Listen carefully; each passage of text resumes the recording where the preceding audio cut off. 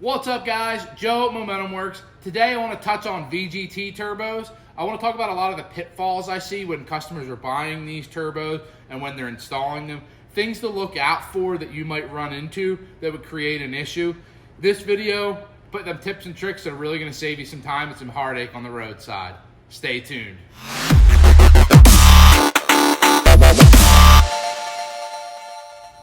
Just like a lot of things we talk about on this channel, there's a lot of nomenclature or the way people describe things it's probably important to know. Right off the bat, I want to talk about what a short turbo is. A short turbo is basically a whole turbo minus the VGT actuator. So if you're buying a VGT turbo, chances are you need an actuator as well, unless you're going to reuse your old actuator, which you can do. But you need to know when you're buying that a short turbo doesn't have an actuator. If you want a complete turbo or a whole turbo, that would come with an actuator as well, but turbos are not normally sold that way. You have to double check when you're buying if you're getting a short turbo or if you're getting a complete turbo with the actuator already installed. Now, when it comes to installing the actuator, while it's physically very simple, you just have 4 bolts here that you have to install. There's actually a calibration process that you need to do once the actuator is on the truck. If you have the turbo off and you have access to Wholeset E-Tool, you can use that to calibrate the actuator. But more commonly, guys put the whole turbo on the truck and then they use Cummins Insight to do the calibration process. So if you're doing an installation at home and you don't have Cummins Insight or software, after you install your turbo and actuator, whether you use a new actuator or you reuse your old actuator, you're gonna have to take it to the dealer or someone who has Cummins software to do the reprogramming of the actuator to the turbo, basically to make them up. It's not a long process, but if you take it to a dealer or anyone, you're probably gonna pay at least an hour's worth of labor, even though it won't take that long. The actuator should always have smooth movement back and forth. So your actuator gear, as seen here on the actuator, this moves back and forth on this half gear to actually move the vanes inside of the turbine housing.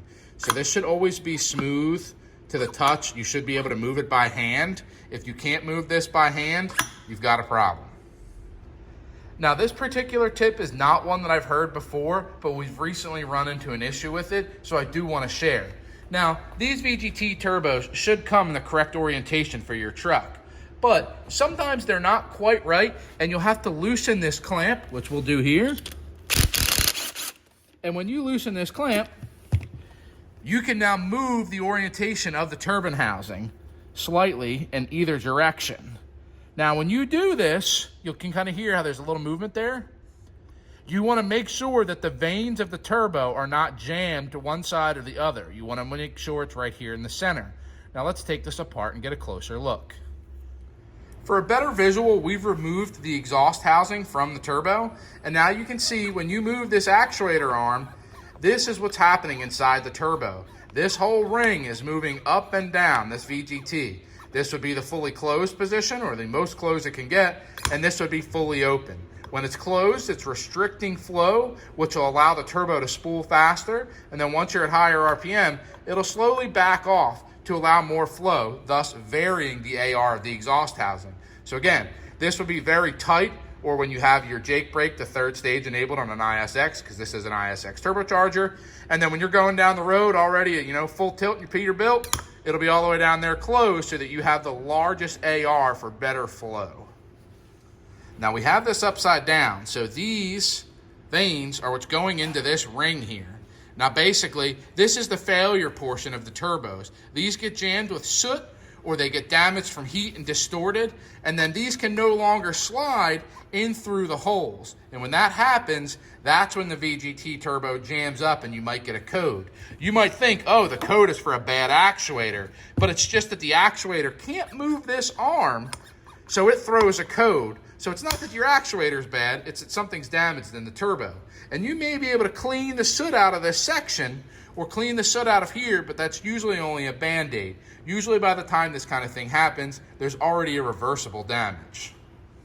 Now remember in the video a little while ago, I was moving this housing back and forth and you could hear a little bit of resistance?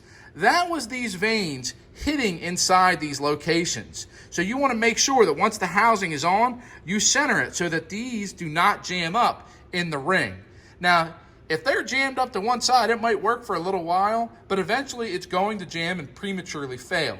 So if you have to adjust this V-band clamp for any reason to reorient your exhaust housing, you want to make sure that when you're done, you slide it back just a tiny bit so that these vanes are centered inside the hole and not up against one side or the other. Just to hammer this point home one last time, look at this movement. You might not be able to hear it on the camera here because it's just a shitty iPhone and I don't have a microphone because I'm too cheap. But you can see just by my hands, the movement stops because that's where it's hitting inside the ring. So you want to try to get it in between, then hammer home on the nut in the correct orientation. The last tip I want to mention, and I feel like this goes without saying, but you know, we'll just say it anyway, and this is not exclusive to VGT turbos. This is any turbo. When you install it on the truck, you're going to want to make sure, where's my oil line? Well, this is awkward. You want to make sure that you pre-lube the turbo. So you either want to put a little bit of oil inside before you put your oil feed line on, or you want to prime the truck by, you know, pulling one of the fuses or something so that you can turn the motor over to make sure that you get oil pressure to your new turbo. Because if you start it up and there's not enough oil, that initial run where the bearings are dry, it's going to kill the journal bearings in the turbo. And even if the turbo doesn't fail immediately, it's going to fail prematurely because these journal bearings, and basically any journal bearing turbo, rides on a film of oil. So if there's no oil present, you're going to have metal on metal contact, and no one wants that. So make sure you pre-lube your turbos. All turbos do have some oil in them from the assembly process, but you don't know how long it's been sitting on the shelf, so it's just good practice to make sure that you pre-lube the turbo. And I know there's 17 old school mechanics out there saying, I never pre-lube a turbo and it's been fun. That's all well and great, but the one time that it's not fun, we ain't covering your turbo, Poppy.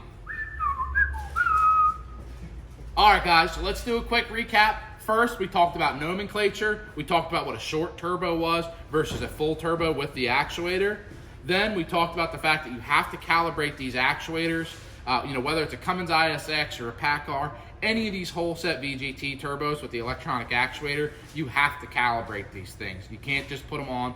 Otherwise, I mean, I guess you could just put them on, but then the truck's not going to run right. The actuator could crash the VGT just like on a CNC machine, and you're going to have a bad time. So you must calibrate your actuator. Third thing we talked about was aligning the housing to make sure that the vanes weren't contacting the ring. Again, this is one of those things like pre-lubing where there's plenty of guys that say, hey, I've never done it that way, but we want to put our best foot forward and make sure that we're doing things correctly to make this turbo last as long as they can. Because if you're watching this video, you know that the VGT turbos are extremely expensive. Last thing we talked about was pre-lubing the turbo. That's a real simple one, guys. Just put a little bit of oil in there before your initial startup. That way you have oil pressure at the turbo right off the bat. So if you have any questions, please feel free to leave them in the comments below. This is one of our aftermarket turbos for the single cam ISXs, so 2250 and 2350. We carry them for all the ISXs, CM871, CM870, the X15. Same thing with actuators. We have genuine whole set actuators. We have also an aftermarket set of actuators if you don't want to send in a core. So if you're interested in any of these products, I'll leave the links below in the description. Guys, thanks for watching. Have a great weekend. I'll see you on the next one. Ciao.